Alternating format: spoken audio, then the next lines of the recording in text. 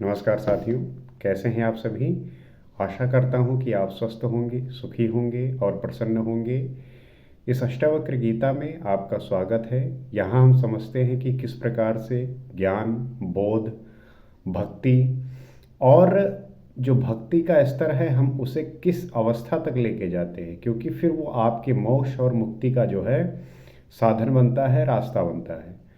तो इन्हीं सारी पद्धतियों को, इन्हीं सारी विधि विधान को और कैसे इन स्थितियों को हम प्राप्त कर सकते हैं, ऐसी क्या अवस्था है जहाँ पे हम अपनी सारी सांसारिक चुनौतियों को भूलकर उस परम ब्रह्म परमात्मा को प्राप्त करते हैं और उसकी स्थिति में पहुंचकर हम जो है इस सांसारिक चुनौतियों से हट जाते हैं, निकल जाते हैं। तो उसी श्रृंखला में आज हम कुछ और देखते हैं, कुछ और जानने का प्रयास करते हैं और ये जानते हैं कि किस प्रकार से आप सांसारिक जीवन में रहकर एक सन्यासी का, एक वैरागी का, एक ज्ञानी का, एक बोधित प्रबुद्ध होने का जो प्रमाण दिखता है वो आप प्राप्त कर सकते हैं और कैसे उसे अपने स्वभाव में, अपने बिहेवियर में ला सकते हैं, इसी के बारे में बात करते हैं। तो आइए देखते हैं और समझने का प्रयास करते हैं।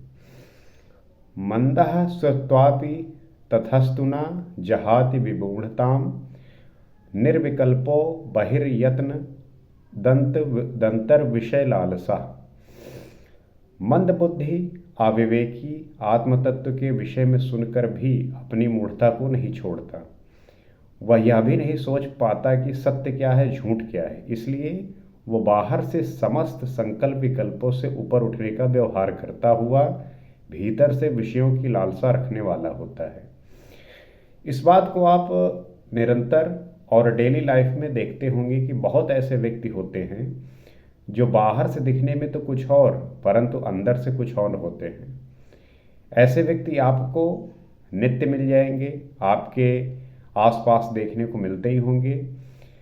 तो ये स्थिति अगर किसी व्यक्ति की है तो समझ लीजिए कि उसे इस बात का होश नहीं है, उसे इस बात का पता नहीं है कि वो अपने मंद बुद्धि और अविवेक से किस प्रकार की मूढ़ता कर रहा है। तो व्यक्ति में विभिन्न प्रकार की अज्ञानताएं होती हैं, ये तो हमें एक्सेप्ट करना ही होगा। वी आर आल्सो, हम भी हैं, क्योंकि हमारे अंदर इतनी सारी अज्ञानताएं हैं, विभिन्न प्रकार की अज्ञानताएं हैं। हम बेहोशी में जीते हैं, हम कैसे रहते हैं, कैसे खाते हैं, कैसे पीते हैं। आपका जो भी व्यवहार है वो आपके अंतर्दृष्टि के, आपके अंतःकरण की वो परिभाषा होती है। एक तरीके से वो आपका व्यवहार जागृत दिखता है। तो हम ये पाते हैं कि जो भी काम कर रहे होते हैं और जो भी चीज़ों को हम अपने तरीके से करने का प्रयास करते हैं उसमें बहुत सारी ऐसी चीज़ें होती हैं जो हम अज्ञानतावश करते हैं, बेहोशी में करते हैं। और वो इतना मूढ़ता पूर्वक होता है कि जब आप होश में आते हैं तब आपको लगता है कि ये मैंने क्या किया। जैसे मैं आपको एक एग्जांपल बताता हूँ कि जब आप नशे में होते हैं तब मूढ़ता पूर्वक ऐसी चीज़ें करते हैं कि जब आप होश में आते हैं तो आपको अपने खुद पर शर्म आता है, आप खुद पर लज्जित होते हैं। उसी प्रकार आपको लगता है कि जो आप ये जीवन जी रहे हैं ये होश का जीवन जी रहे हैं, आप सदैव जो है होश में हैं। परंतु अगर आप ध्यान से देखेंगे तो ये आपकी बेहोशी की अवस्था होती है। संसारिक जीवन में रह रहे हैं और आप वासना, इच्छा, कामना, अहंकार से भरे हुए हैं और आपको लगता है कि आप होश में हैं। तो ये बेकार की बातें हैं। ये उसी प्रकार हो गई जैसे कि जब व्यक्ति सपने में होता है तो उसे ये नहीं पता होता कि ये सपना होता है। इवन सपने में व्यक्ति कहता है कि कहीं मैं सपना तो नहीं देख रहा हूँ, इतना रियल होता है। उसी प्रकार ये हमारा जीवन है, हमें लगता है कि यही सत्य है, यही संसार जो है सब कुछ है, परंतु उसे इस बात का पता नहीं है कि जिस संसार की वो कल्पना कर रहा है वो कितना झूठा है। और अहंकार, वासना, कामना, फल की आकांक्षा आदि सभी अज्ञानताएं।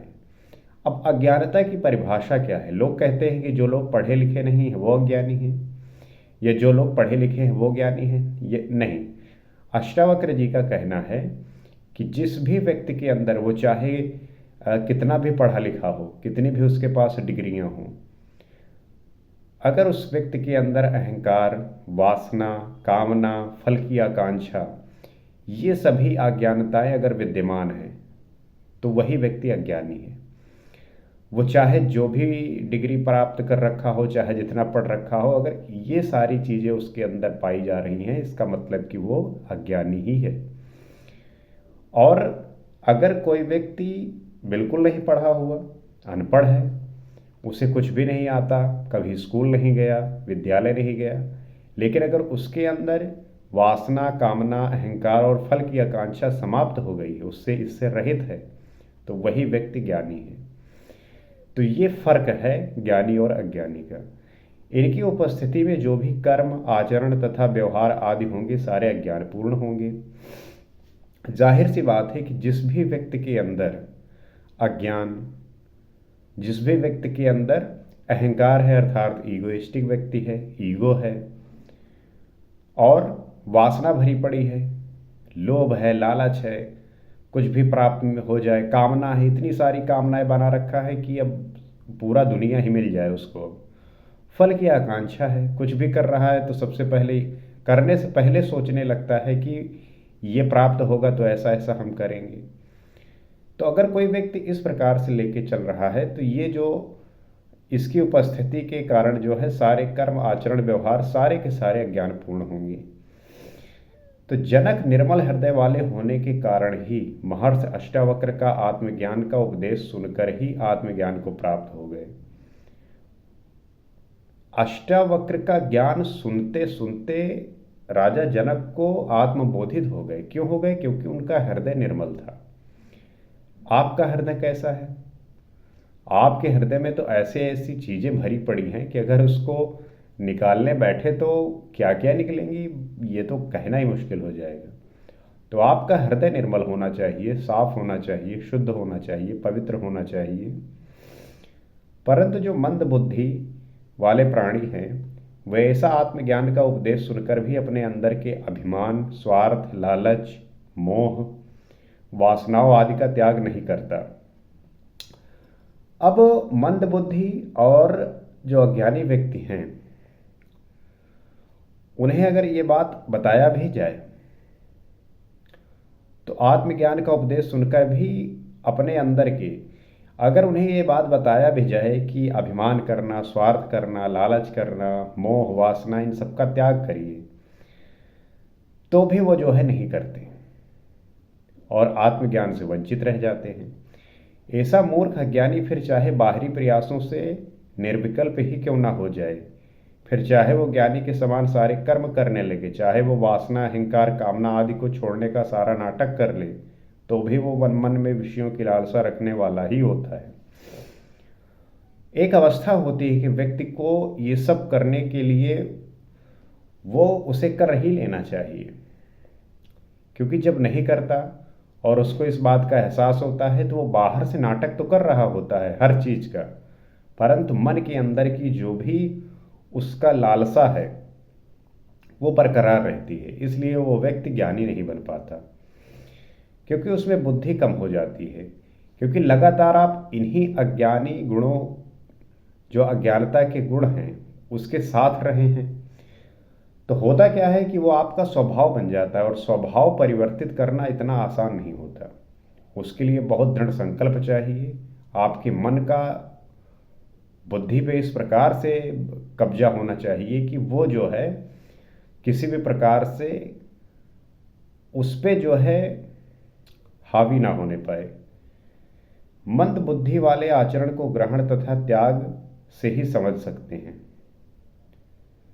जो मंद बुद्धि वाले होते हैं, उनके आचरण को ग्रहण और त्याग से ही समझ सकते हैं, अंदर के गूढ़ तत्व को वो नहीं समझ सकते। यही कारण है कि अज्ञानी, अविवेकी, मूढ़ व्यक्ति कभी भी आत्मज्ञान को प्राप्त नहीं हो सकते। तो जो अज्ञानी व्यक्ति हैं, जो अविवेकी हैं, जो मूढ़ व्यक्ति हैं, उन्हें आत्मज्ञान की प्राप्ति नहीं हो सकती, क्योंकि वो छोटे छोटे बातें में ऐंठे हैं। अब उनको समझाने जाओ तो वो जो है आपको ही ज्ञान देने लगते हैं कि आप बैठिए, हम आपको बताते हैं। तो ये बड़ी समस्या है, क्योंकि अहंकारित व्यक्ति जो है वो सुनना नहीं चाहता। अहंकारित व्यक्ति का एक स्वभाव ये होता है कि उसे लगता है कि इस दुनिया को, इस विश्व को मैं ही चला रहा हूँ, मेरे द्वारा ही ये चल रहा है। और उसका उसका जो सोचने का दायरा है सीमित होता है। जहाँ तक उसने सोच लिया उसे लगता है कि उसके आगे कुछ है ही नहीं। इसलिए वो अपने, जैसे होता नहीं कि एक मेढक है कुएं में रहता है, तो उसे लगता है कि दुनिया जो है इतनी ही बड़ी है। लेकिन जब वो कुआं, अगर उसे इस बात का पता चल जाए कि समुद्र भी है, तब उसका सारा का सारा अहंकार नष्ट हो जाएगा। लेकिन जो मूढ़ व्यक्ति है, अविवेकी है, उसे वो कुएं में रहकर ही उसे लगता है कि यही पूरा संसार है। अर्थात कि ये संसारी व्यक्ति जो होता है और इस प्रकृति को देख रहा है, उसे लगता है कि यही संसार है, इसमें जो भोगने वस्तु है इसे भोगना है। इसी सर्कल में, इसी वृत्त में वो चलता रहता है, घूमता रहता है। उसे इस बात का पता ही नहीं होता कि समुद्र जैसा ब्रह्मांड उसके सामने पड़ा हुआ है। लेकिन ना उसने कभी देखा है, ना उसको जो है वो देखने का प्रयत्न कर रहा है। वो अपने वैसी कुएं में जो है पड़ा हुआ है और उसी को जो है पूरा संसार मान रहा है। तो ये स्थिति है एक संसारी व्यक्ति की। तो मैं आपसे यही कहना चाहूँगा कि आप इस कुएं से निकलिए, और जब तक आप इस कुएं से निकलेंगे नहीं, आप इसी में उछलते रहेंगे, और ऊपर से कोई भी आएगा लोटा और बाल्टी डालते हुए आपको परेशान ही करेगा, और आप जो है इसी में रहते हुए एक दिन आपकी मृत्यु हो जाएगी, और कोई जो है दूसरा जो है आके खा जाएगा। तो बेहतर है कि आप प्रयास करिए। मुश्किल होता है, क्योंकि इसी संसारिक जीवन में रहते हुए आपको बहुत सारी ऐसे आप भ्रम पाल लिए हैं कि उसको कैसे छोड़ेंगे, इस सब का बड़ा विचार आता होगा। लेकिन आप प्रयास करिए। जब आप प्रयास करेंगे तो आपको सफलता मिलेगी। कुएं से निकलने का जब आप प्रयास करेंगे तो एक दिन एक ईंटा चढ़ेंगे, दूसरे दिन 2 ईंटा चढ़ेंगे। उसमें जो है ईंटे से बनती हैं कुआं। तो जब ईंटे से बनती है तो एक एक करके जब आप उसमें प्रयास करेंगे तो धीरे धीरे चढ़ने का प्रयास करिए। एक दिन ऐसा आएगा कि आप उस कुएं से निकलकर बाहर आ जाएंगे, और जब बाहर की दुनिया देखेंगे तब आपको लगेगा कि मैं कहाँ था। और इसी का एहसास कराना, इसी का बोध कराना मेरा जो है उद्देश्य है कि आप आइए और जुड़िए। आपको इससे लाभ मिलेगा, आपको इससे आपके जीवन में एक नया परिवर्तन आएगा, और जीवन में ऐसा आनंद आएगा कि आप उस आनंद से पीछे मुड़ेंगे नहीं। आपका जीवन बिल्कुल बदल जाएगा। और इसी विचारों के आदान प्रदान के लिए हम आपके सामने उपस्थित होते हैं, जानने का प्रयास करते हैं कि किस प्रकार से इस स्थिति को हम प्राप्त कर सकते हैं। आपने भी इस बारे में जाना होगा, समझा होगा, तो आप भी व्यक्त करिए, आप भी बताइए। क्योंकि हमारे और आपके प्रयास से ही हम अपने परिवार को, समाज को, राष्ट्र को और देश को जो है उच्च स्तर पर पहुंचा सकते हैं, सर्वश्रेष्ठ बना सकते हैं। इसी आशा के साथ अगले एपिसोड में आपसे फिर मुलाकात होगी। आज के लिए इतना ही। नमस्कार।